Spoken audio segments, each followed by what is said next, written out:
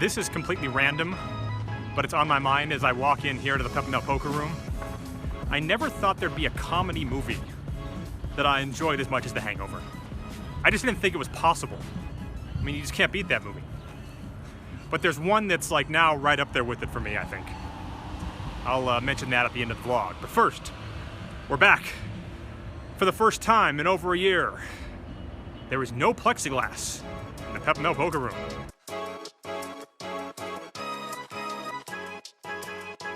I sit down in the game, and after 3-betting jacks but folding them on a mace-high flop early, I'm stuck about 100. Then I pick up pocket 7s under the gun and make it 20. Middle position calls and the button calls, so with 65 in, we go to 5 deuce 3 2 spades, and I bet 40. Middle position folds, and the button makes the call. So with 145 in, the turn is the jack of clubs.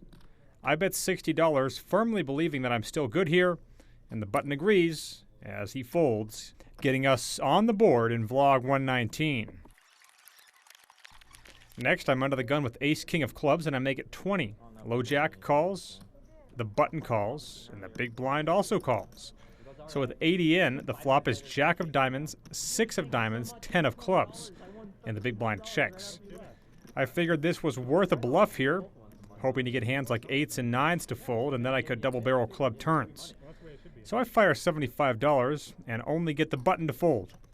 The turn is the 6 of hearts. Terrible card to bluff, so I decide just to check it back, as do the others.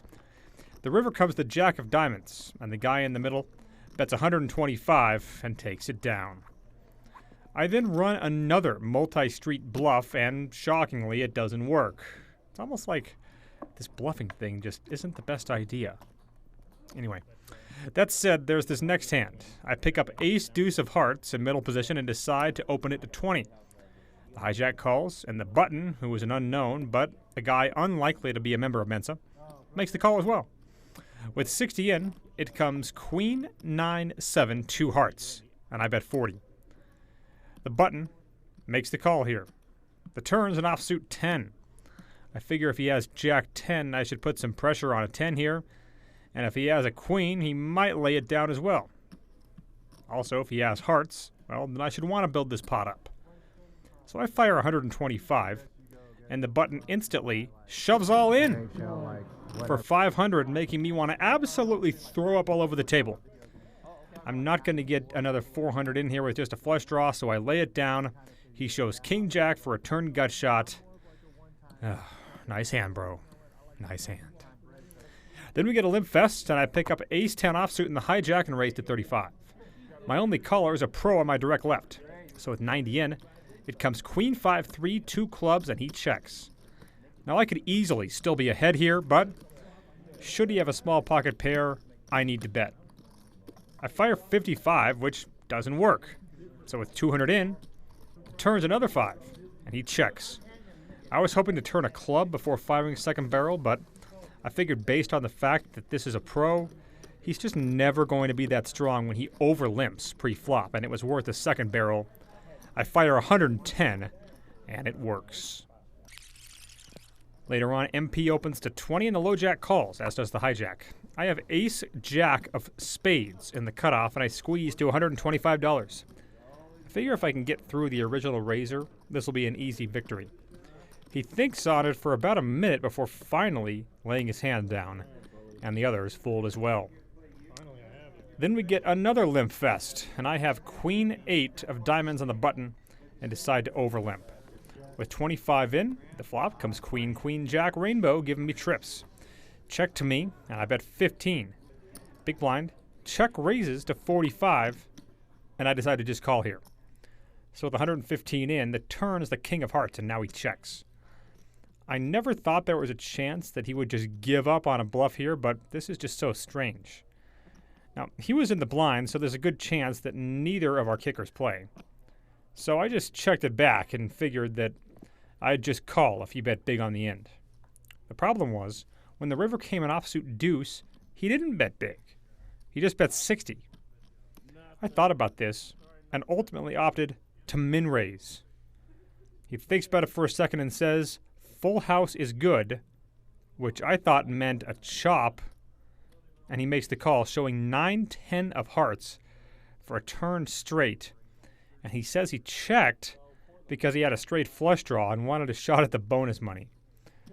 Makes sense. I just knew something was really strange about that turn check. I couldn't figure out what it was. Either way, I'm having a nightmare start, down $900, and then we get under the gun 2 limping in, and the low jack clearly on tilt, raising to 25. I have 3-6 of spades on the button and decide to make a loose call.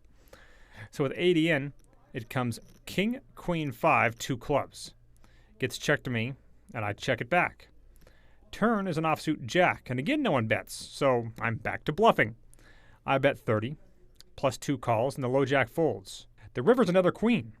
So now that front door clubs have bricked out, any bluffs I make should be small just to get him off of his missed draws that beat me, as there are plenty of hands that he's not folding no matter how much I bet.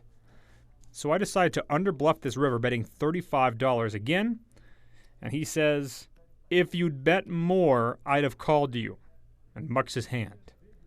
I honestly don't think I've ever been told that before. I have thought about it when considering bluff catching myself, but I'm not sure anyone has said it to me. I have jack 10 of diamonds plus 1 and raise to 30 over someone who posts dead and get called by the button. With 70 in, it comes ace king 4, 2 hearts, 1 diamond. I figure I can try a small bluff here to get him off his medium pocket pairs. I bet 30 and he makes the call. So with 130 in, the turn is the 6 of hearts, and he double checks his whole cards. It's important to point out that even recreational players, which this guy clearly is, are very balanced with this. They will check even when they know what they have, just to try to throw their opponent off. I check, and he checks it back. The river is the ace of hearts. As I'm contemplating a bluff here, he gets impatient and folds 5-7 of hearts to no bet. The best news of the day so far for me. Later on, I pick up ace king of spades and make it 20 under the gun plus 2. And the hijack, a recreational player with his girlfriend sitting behind him, makes it 70. I guess if I point out that his girlfriend is sitting behind him, I don't need to mention that it's a recreational player. Anyway, I don't 4-bet here, even though I wanted to. I just call. With 145 in, it comes ace, king, 4, 2 clubs, and I check. As I expected, he checks it back. I figured he was probably extremely unhappy with that flop. Turn is an offsuit queen. Tricky spot because he's up over $1,000 on the day, and he is not going to want to see his girl watch him lose a big pot. So he's not going to 4-bet me light here. And what 3-betting hands can pay me off right here? Not a lot. So I bet $35, targeting pocket jacks specifically, and he makes the call. So with 215 in, the river is the 9 of diamonds, and I bet out for 90. He says, "Well, the book says I should raise here, but I just call." I knew that meant I was dead. I figured queens, but I was wrong. He had a set of kings. So after 6 hours of play, my biggest hand does not hold up. I'm stuck big. I rack up and book the loss. All right, that is an $1,171 loss here on a Thursday night at Peppermill. I guess it really shouldn't come as a shock that the day where I never get any hands and I just bluff every time is the day where I get destroyed. Stunner, I know. And by the way, what I was mentioning earlier, and I don't really know why I brought that up. I guess I was just thinking about it. It was kind of funny that I never thought there'd be a comedy movie that I like as much as The Hangover, but there is. And that is the movie Palm Springs on Hulu. I watched it once about a year ago, and I watched it again recently, and that movie just... everything about it is just great. I mean, the whole time loop concept, like in Groundhog Day, I don't care what else is involved. If that's what the movie's about, I'm in. So, I don't know. I don't know why. Just ended up giving that movie a shout out on this vlog for no particular reason at all. If you haven't already, hit up the High Society group on Poker Bros. It's not going to be your main source of income, but it's going to help your game. You're going to get practice in there. To quote Allen Iverson, we talking about practice, man, not the game. We talking about practice. And you can actually win money practicing on Poker Bros. Use my referral code, and the link is in the description below. If you haven't already, hit the like and subscribe buttons. I really appreciate that. And we're back here next time, hopefully doing some value betting instead of bluffing.